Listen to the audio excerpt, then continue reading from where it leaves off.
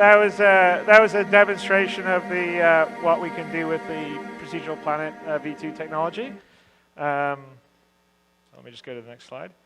So we're going to I'm going to hand it over to Sean Tracy, who's our technical content director, and Simon Vickers, who is a senior designer in Planet 42.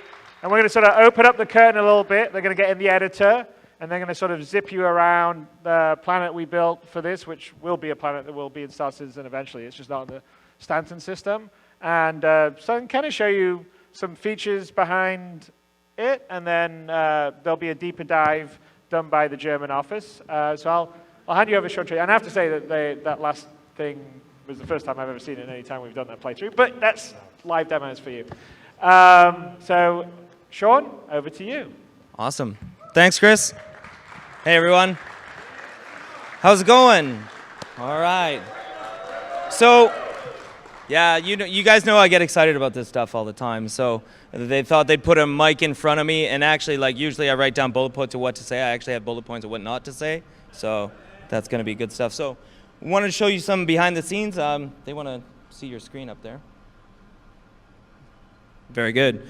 All right. So what you're seeing in front of you, myself and Simon work in this every day. This is the Spacebox editor. This is what our developers use to build our systems, build the planets. Pretty much anything that goes in the game runs through the editor.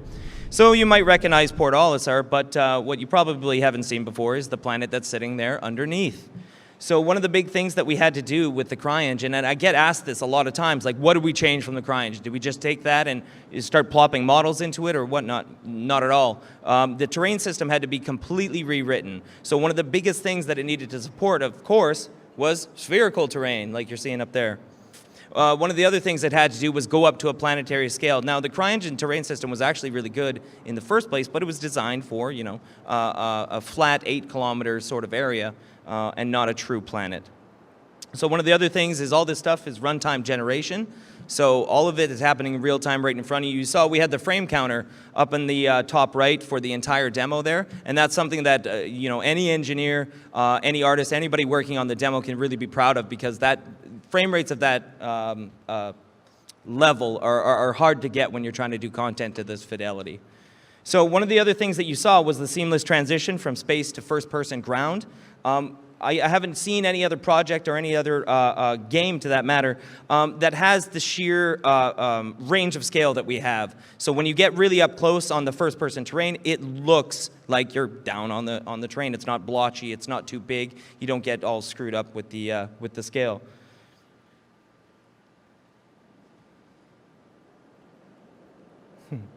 All right, so the next thing is that there's no restriction to view distance. You saw this in the whole pull-through in the initial demo, but you'll see this here as Simon zooms around within the editor. And again, this is all happening real time. We thought it best to show how we actually build this stuff for you guys so that you guys can have a little bit of faith that we're going to be able to fill all this content up for you.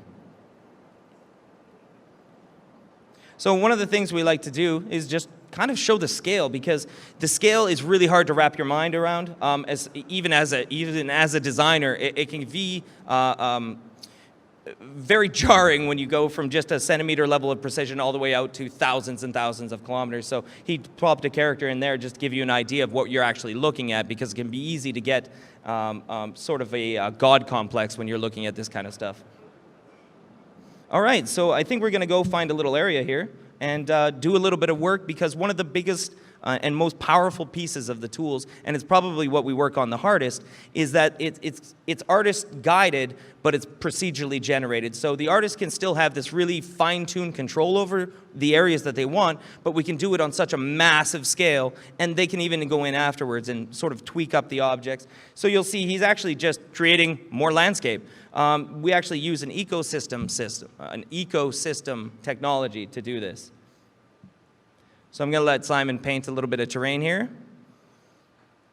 And this is pretty awesome. This is what we get to do every day. So it's really exciting to be able to work on this kind of technology. And it's even better to be able to stand in front of you guys in front of this kind of technology, because there's 360 other developers that are working on this stuff. So got to say that it's a massive, massive team effort.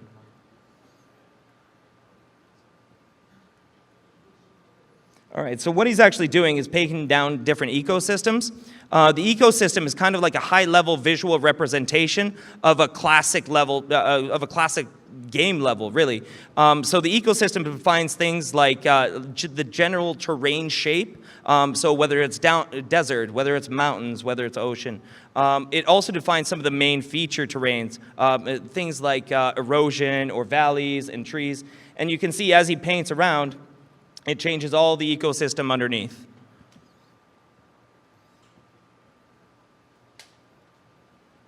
All right. Shall we find a nice little spot to build up on?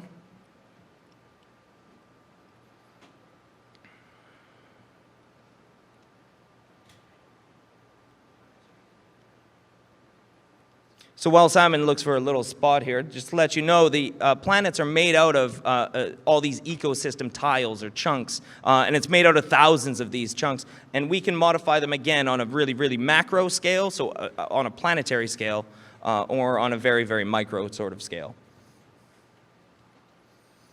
So the first thing he likes to drop down is always a little bit of a lake or a river.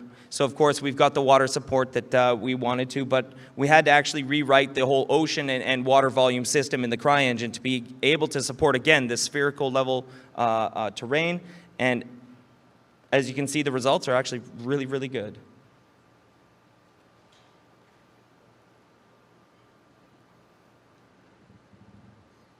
It's no pressure on Simon at all. So what he's placing in now is one of these object containers. So again, we thought it'd be cool if we really just kind of pulled the curtains and showed you how we make this stuff. So an object container is how we actually classify a whole bunch of different objects. So it might be lights, it might be geometry, it might even be script. There's many different things that an object container can contain. And the whole point of object containers is really so that we have this powerful streaming system so that we can bring in an entire level worth of content and then bring it out. And even better, we can fly around levels of content, which is what the capital ships are really doing. So this is the tower we just saw in Homestead. We're going to set up a little location here. We'll put a couple objects down, and we'll do a little bit of exploring.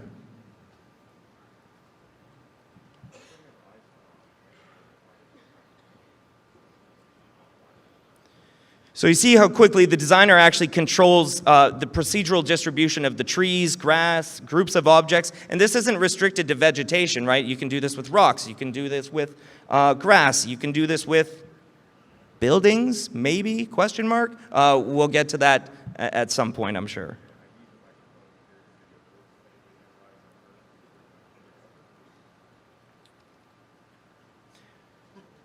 So one of the things I did promise my German counterparts is that we'd keep the tools off the screen because they really want to reveal this stuff. They've done a ton of work on these tools. So a lot of what you see, we get to showcase, you know, the final results of this stuff, but there is so much work that actually goes into being able to bring you that, and a lot of those guys don't get enough credit. So really excited to be able to stand in front of this stuff for them. Woohoo!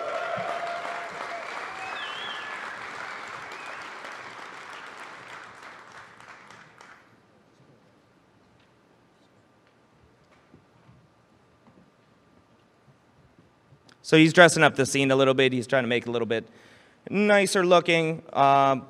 We've got a special little prop here that Simon seems to like to drop in. You might recognize it. So we're creating a little home for this crab. I think he lives under the tower. Yeah. Maybe he's got a family.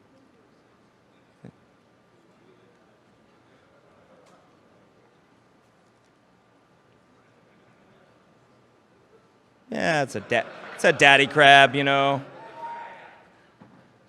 Yeah. Now we're talking, Simon. Now we're talking.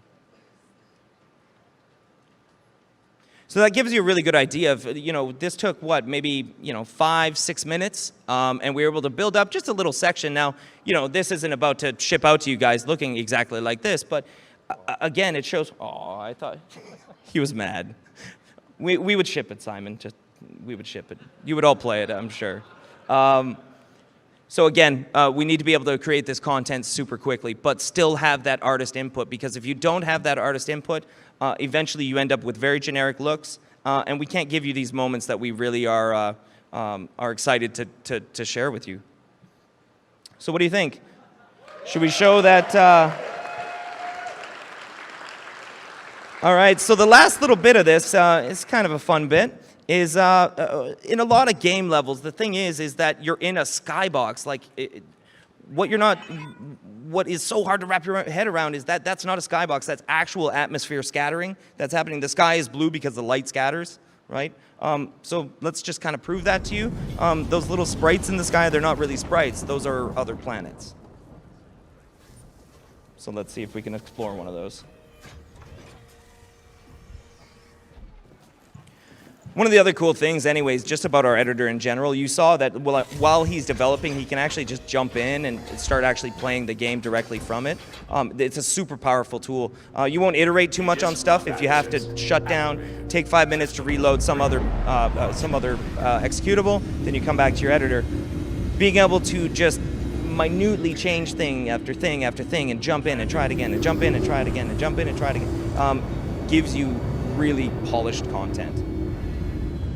So there's one reason I'm standing here talking about it and Simon's flying. He's a very, very good pilot, and I think we're about to showcase this, no pressure. So that's not a sprite. Let's go.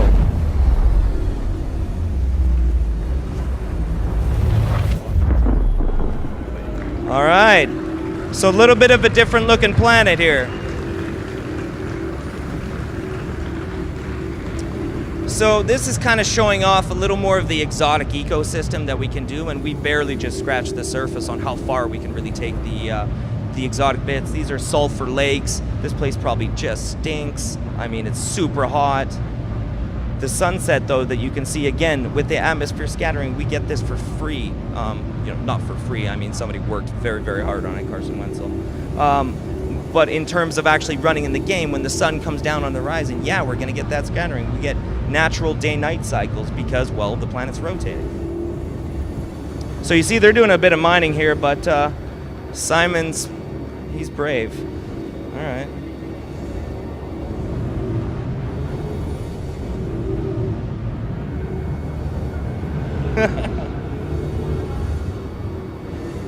Oh, you almost blacked out. We're all done. There's no pressure.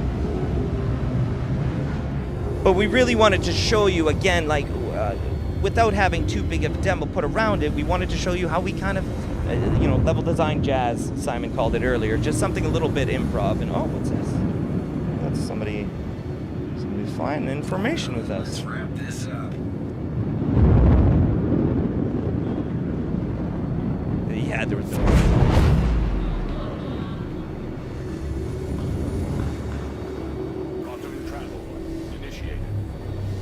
So we're gonna go chase him down, see where he went.